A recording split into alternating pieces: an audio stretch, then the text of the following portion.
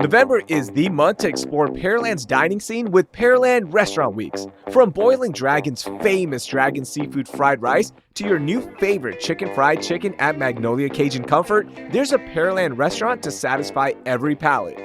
Support small and discover neighborhood gems in Pearland this fall with Pearland Restaurant Weeks running November 1st through the 30th. See the menus at visitpearland.com/restaurantweeks and start planning your weekend today.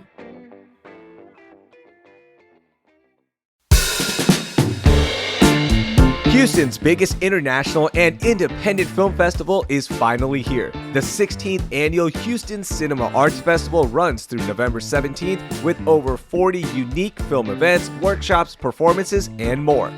Don't miss the new documentary Dory Previn, On My Way to Where, featuring a live performance of her songs and a workshop with producer and Rice alum Amy Hobby. Plus, check out the CineSpace showcase of short films made with NASA archival footage. Get your all-access passes for all the screenings, exclusive parties, and more at cinemahtx.org/HCAF. Single tickets are available too.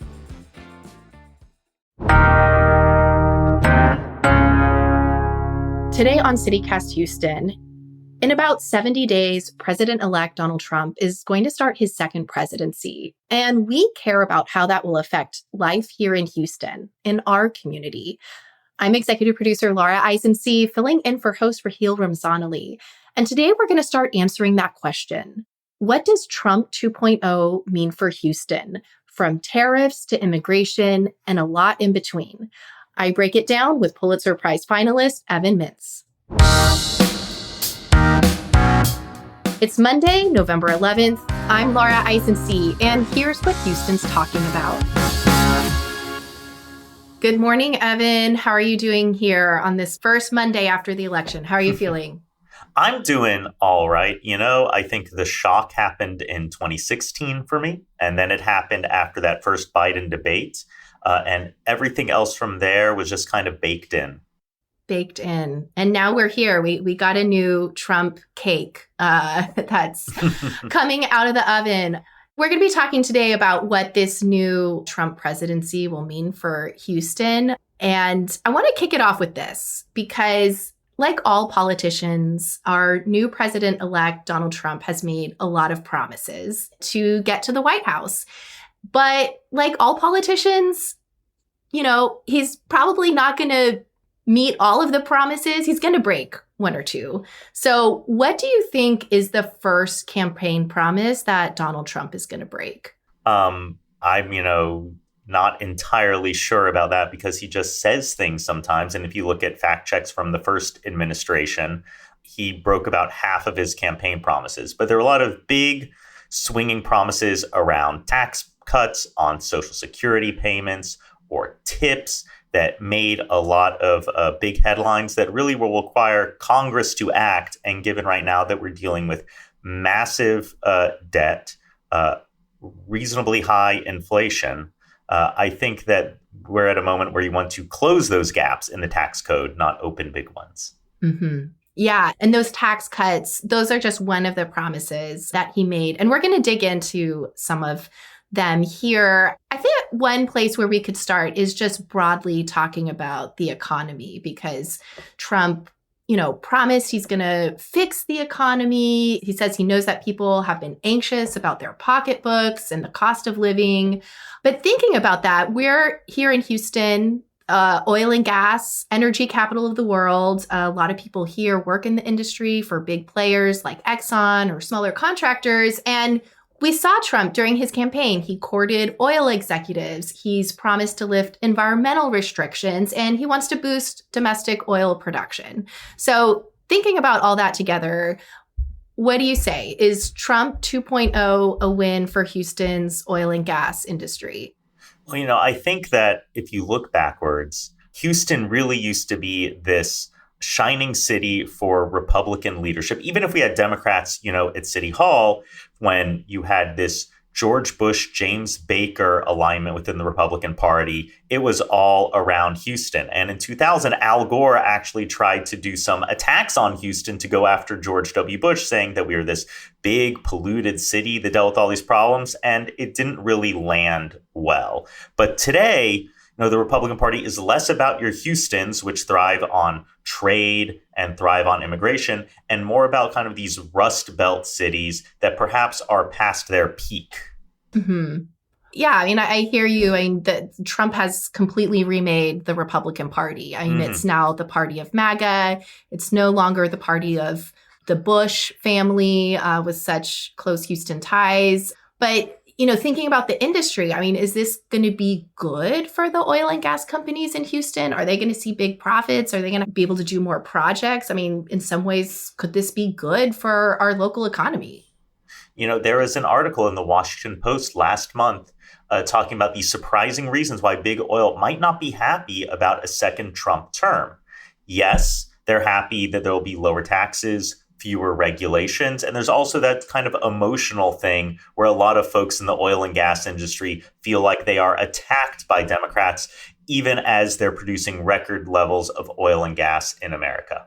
At the same time, tariffs are bad for the industry. More expensive inputs, whether it's steel or aluminum, means higher prices across the board. A trade war means that it's going to be more expensive to import some of the base products that we rely upon.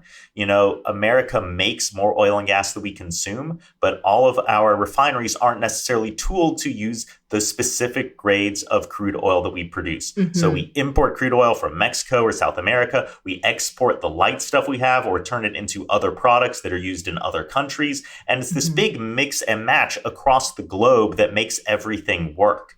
And if you start to throw a wrench into that and say, well, we should just use our own oil, it doesn't work out as smoothly as you would think. You can just look back to the first Trump administration and see how you run into trouble if you can't sell your LNG to China. Okay. I'm glad you brought up the tariffs and I'm glad you brought up China. And I want to talk about that. But I just want to stay on kind of oil and gas for another minute, because Trump has said he can get the price of gas down below $2 a gallon.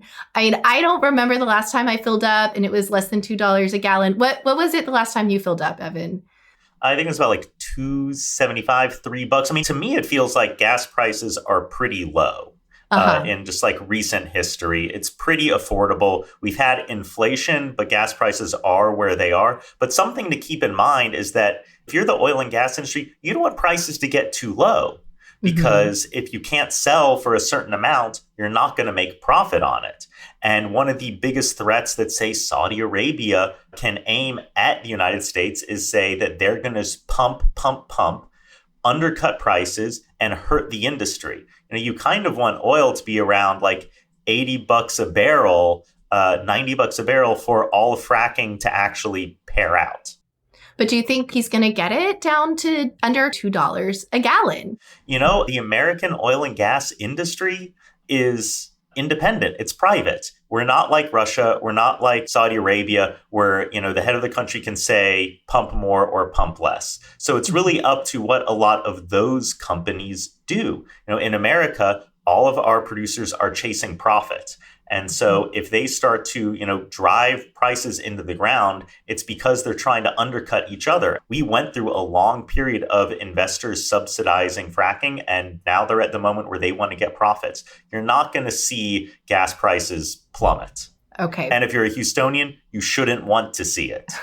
Yeah. I think sometimes the politicians, they campaign in poetry and govern in prose. And so when you hear politicians say things like, I'm going to make gas so cheap, you hope that people understand that it's like a metaphor for how they want to help people's lives and not a promise to like sink the entire oil and gas industry. Yeah. And there's another twist to this of the energy industry here in Houston that I've been thinking about, because when Trump's made his campaign promises about the energy industry, it's mostly focused on helping the fossil fuel companies, right? But when it comes to the renewable sector, like wind and solar, he wants to scale things back, But I'm not sure that's really great for Texas because wind and solar are booming here. So again, do you think Trump 2.0 is a win for Texas renewable energy market? I think we're talking about oil and gas and renewables as they're two separate things, and they're really not. A lot of historic fossil fuel firms are getting into renewable energy. They're getting into carbon sequestration, and they like a whole lot of what's in President Biden's Inflation Reduction Act. They get the tax credits to do carbon capture. The last time I was on the show, I talked about how Oxy is opening a carbon capture plant that relies on Biden-era tax credits. Houston has status as a hydrogen hub that relies on IRA funds. You have Houston-based geothermal companies like Fervo. Even ExxonMobil CEO Darren Woods at CERAWeek last year was talking about how they really benefited from the subsidy for carbon capture. And you've got folks at the American Petroleum Institute who rarely have anything nice to say about government programs, just want to be left alone, saying that if there's an attempt to roll back the IRA, they're really hoping that it'll be with a scalpel and not with a butcher knife. The IRA being the Inflation Reduction Act with all these energy tax credits. Right. Because one of the things about the IRA is that it was like source agnostic. It wasn't about you have to do wind or you have to do solar. It was just about what produces carbon emissions and what doesn't. And there's a lot of things the oil and gas industry does that can capture carbon or reduce emissions or use the technological know-how they have to do things like geothermal and hydrogen.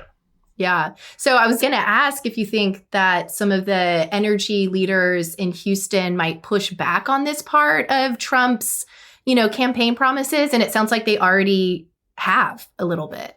Texas really has been successful at having an all of the above energy policy. Yes, we're the global capital for oil and gas here in Houston, but we're also the global capital for energy overall. And anything that makes it more difficult to produce energy, whether it's wind, whether it's solar, whether it's natural gas, is something that's going to hurt Houston. The way I hear conservatives talk about energy production in Texas isn't the energy transition, it is the energy expansion because of AI, because of onshoring manufacturing that started under Biden. We have higher demand for energy and we need to get it anywhere we can get it. Okay. So it sounds like you're saying Trump 2.0, not so great for all of the above energy. I'm just hoping that there are folks in the White House who can point out and say, a megawatt is a megawatt, and we want to outproduce global competition. We want to do the best. So let's talk about something else you brought up, and that is the very unsexy but very important topic of tariffs. Trump has said on the campaign trail, he wants to add a tax of 10 to 20% on all goods that are imported from outside the United States. And that would be even higher on imports on China.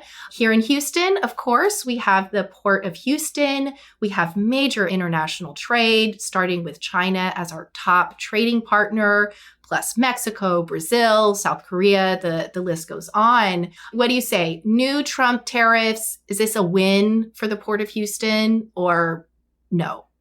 I mean, you can go back and just look at headlines from 2018, 2019, when we were at this the first time.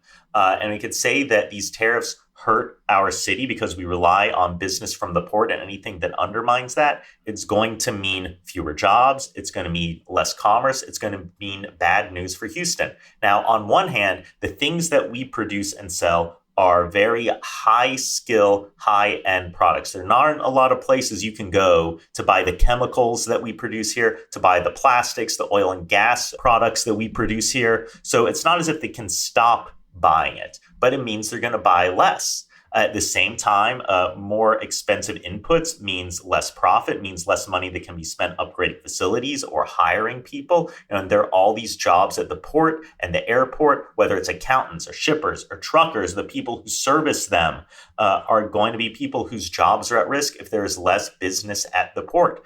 And, economists like to say there's no solutions, just trade-offs. And folks in the Rust Belt or upstate New York who say that they don't like NAFTA because they feel like it stole their jobs. Here in Houston, here in Texas, we have thrived because of NAFTA. We have thrived because of free trade. And the things that would slow that down are going to hurt our state. Yeah, and that's like very, kind of macro level. But what about kind of on the micro level? I'm talking about how much we pay for goods and services. I mean, Houstonians' wallets. Let's say Trump does these tariffs against perhaps the advice of some economists in the first 100 days, and we have this double-digit tariff on imports.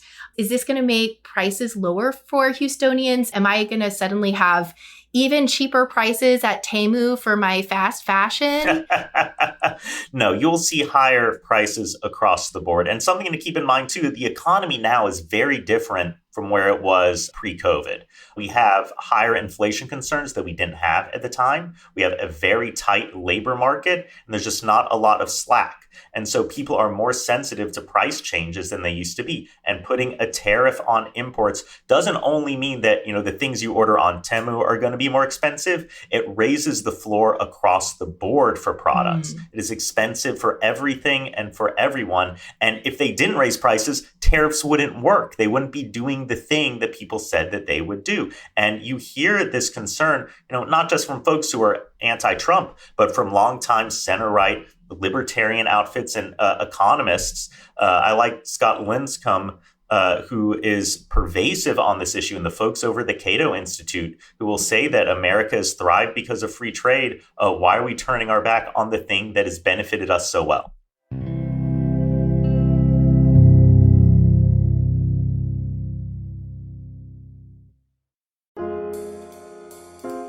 One thing I love about Houston is that it's full of amazing stories. Here's one that I just learned about. In 1940, a girl named Ruth Steinfeld and her family were deported from Germany to one of the first Nazi concentration camps in France. She and her sister managed to escape with the help of a rescue group, and Ruth ended up making a life here in Houston. Now her portrait is part of a new exhibit called Facing Survival by David Casson. The exhibit memorializes over 24 survivors at Holocaust Museum Houston, and they really make you think about the resiliency of the human spirit.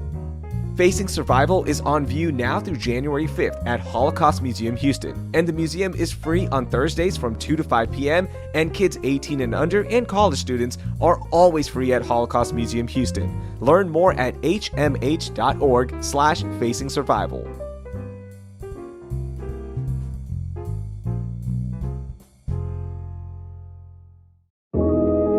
Houston's original neighborhood, downtown is for everyone, and right now is the perfect time to start a new Saturday tradition with the Market Square Park Farmers Market.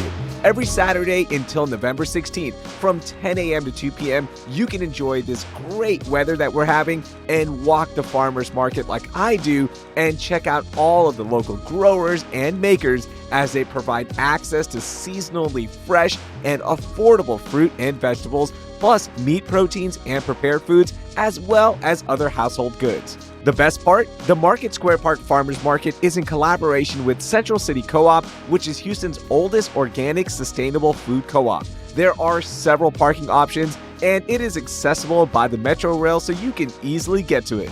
You can also enjoy live music performances by local artists and other entertainment so the entire family can have fun. Learn more at downtownhouston.org. Downtown Houston, get energized and revived.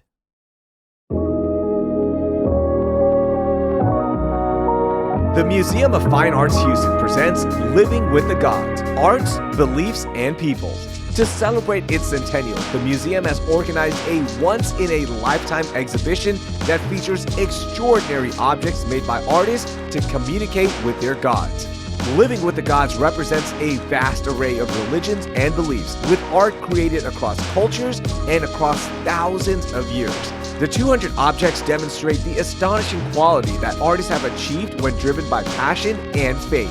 Living with the Gods is on view from October 27th through January 20th, 2025. Visit mfah.org/livingwiththegods to learn more. That's mfah.org/livingwiththegods.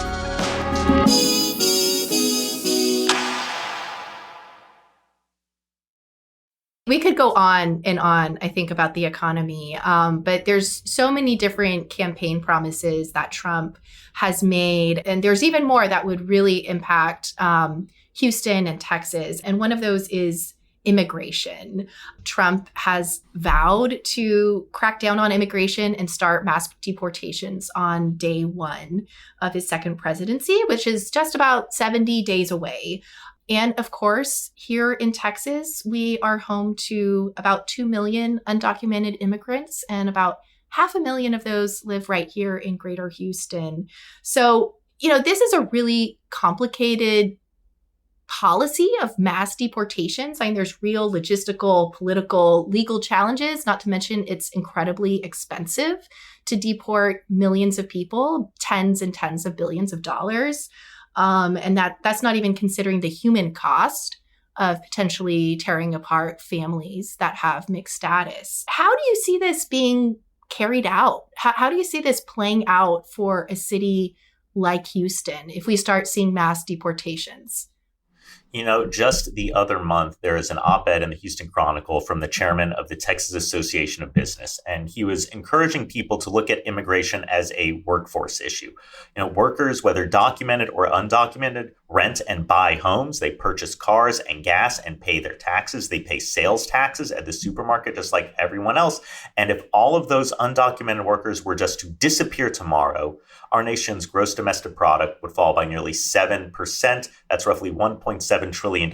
People have this thought, this worry that folks who are here are a drain on society, and that just isn't true. Whether you look at welfare issues, first of all, undocumented people don't qualify for welfare, but most of our welfare payments are through Social Security or Medicare, which means you are old. Unless you are like 65 or older, you're really not getting a whole lot of welfare in America.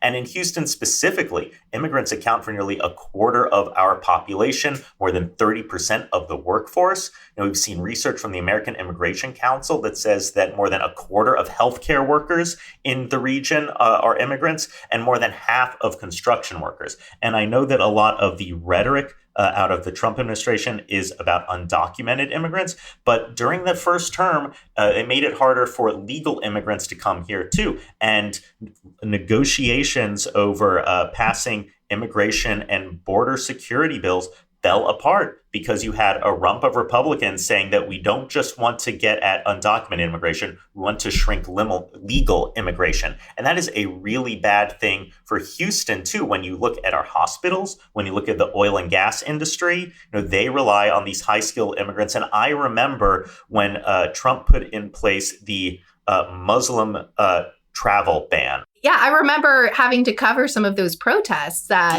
I was, reporting at the time. And, he announced the travel ban. And there's just huge protests in downtown Houston. If you were at the airport the day the ban went in, I talked to some reporters who were there, and they said the first people to show up weren't the protesters. They were the attorneys for big corporations who are trying to get their employees through immigration. Interesting. People from around the world come to Houston to work here because we have some of the brightest minds in engineering and energy and medicine. And if you can't get them to come here, it hurts our city. Well, but just to push back on that, I hear what you're saying that, Houston is a city of immigrants. Houston prides itself on our diversity. Mm-hmm. We are a global city. But just in terms of Trump and his promises, I do want to point out that on that side of legal immigration, in terms of high skilled labor, he's said that any immigrant who graduates a U.S. college, he's going to give them a graduation present of a green card. I hope so. That would be pretty great. I'm thinking maybe is this great for the engineering and science departments at the University of Houston and Rice? Are we going to have even more engineers in Houston? And could that be a plus? First of all, any sort of legislation that automatically grants green cards to graduates would have to make sure that we have oversight to ensure we just don't give a bunch of green cards out to diploma mills that aren't really graduating people and applying like rigorous education standards. But at the same time, something like that will have to go through Congress. And, you remember Chuck Schumer saying that negotiation with Donald Trump is like nailing Jello to a wall. They'll say one thing publicly, but when it comes time to actually try to write the law, those promises fall away. And I will say, though, that, the ability for the government to deport people is still restrained by due process, and it's still restrained by manpower. And Republicans, pro-Trump Republicans I've talked to said, Evan, don't worry too much. They'll just try to prioritize and deport the really bad people. They're not going to go after folks who have been here a long time, who are law-abiding, who are working. But I remember during the first Trump term, you would see videos of folks caught up in deportation proceedings who had their families crying in the background, had their employers wondering, where are my workers going? Right. And they really wasn't this laser focus. And if you look at the statistics, you actually had more deportations under Obama than you did under Trump. And because you had an administration that very much cared about trying to go after high risk cases, do so in a thoughtful way, rather than this kind of trying to put the pedal to the metal without any consideration about how your underlying processes work. Yeah. And speaking about process and how this might work, I was thinking about what we've seen here in Texas with Governor Greg Abbott and his Operation Lone Star that has sent state police and National Guard to the border, or, shipping immigrants from Texas to other states. Do you think Trump is going to take a page from Abbott's playbook on this? I kind of hope that whatever it is that goes forward, Texas can say, well, we have someone in the White House who agrees with us on border strategy, so we don't have to spend Texas dollars on this anymore. But something to recognize is that if you want to hire more people to patrol the border, like that takes an act of Congress. If you want to get more immigration judges so you can process them faster and give due process, that's going to take an act of Congress. If you want to make sure that the people are adequately represented so that we are upholding constitutional promises, that is going to take an act of Congress too. And it was a little frustrating to see Democrats really say, we will write the bill that Republicans want on the border, and Republicans say, no, we want it to happen under us. And sometimes you get this sense of, do you actually want to solve the problem that you say, or are you trying to do something else?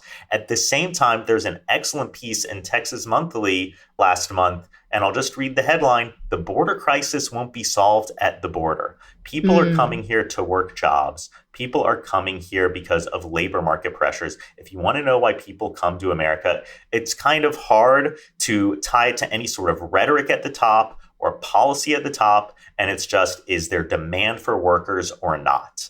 Well, we'll definitely link to that article in our show notes so people can check it out and learn more about that. I want to wrap up with this, thinking about the top. Trump, again, in the White House, and some of Trump's biggest allies are right here in Texas. We got Governor Greg Abbott, Lieutenant Governor Dan Patrick, Attorney General Ken Paxton. Who do you think Trump is going to pick from Texas to go with him to Washington and maybe have a spot in his cabinet or administration? Give me a picture. I would say, look at who was at Mar-a-Lago on election night. You had Ken Paxton, you had Sid Miller, you had Elon Musk, who, is a Texan now. Yeah, he's kind of an honorary Texan.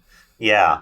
But I would say, Ken Paxton was one of two attorneys general not to sign a letter in this election calling for a peaceful transition. He echoed a lot of lies about cheating and fraud in the 2020 election.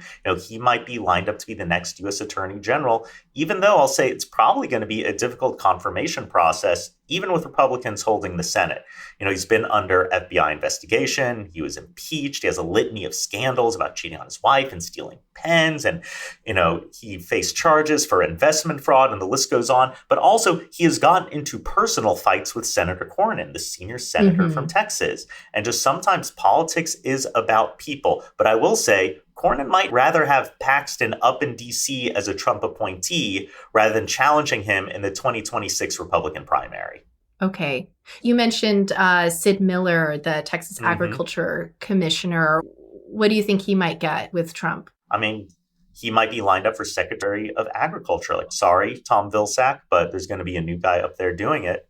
Sid Miller's just this interesting character, though, particularly in the context of this kind of crunchy conservative RFK Jr. vibe that's in the second Trump administration that is very concerned about health. Sid Miller, like, really ran on a platform of opposing Michelle Obama's ideas for healthy school lunches and wanted to ensure, that kids were eating, regular French fries and not sweet potato fries, and that they could get cupcakes and they could have fried food. And so I want to see Sid Miller debate RFK Jr. on food. I think that would be interesting to see, like a literal kitchen cabinet debate. Literal kitchen cabinet.